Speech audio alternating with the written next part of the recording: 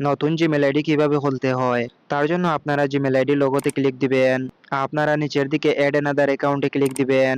তারপর এখান থেকে আপনারা গুগলে ক্লিক দিয়ে আপনার ফোন ভেরিফাই করে নেবেন। ফোন ভেরিফাই করার পরে এরকম একটি পেজ ওপেন হবে গুগল সাইন ইন নামে। আপনারা নিচের দিকে ক্রিয়েট অ্যাকাউন্টে ক্লিক দিবেন। তারপরে আপনারা নিচের দিকে ফর মাই পার্সোনাল ইউজে ক্লিক দিবেন। আপনারা দেখতে পারবেন এরকম একটি পেজ ওপেন হবে এন্টার ইউর নেম। প্রথমে আপনার নামের প্রথম অংশ এবং দ্বিতীয় অংশ বসিয়ে দিবেন।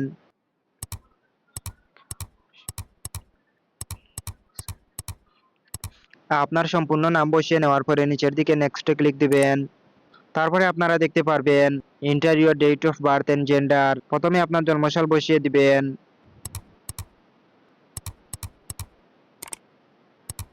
জেন্ডারে ক্লিক দিবেন। আপনারা নিচের দিকে দেখতে পারবেন মেল এবং ফিমেল চলে আসলো।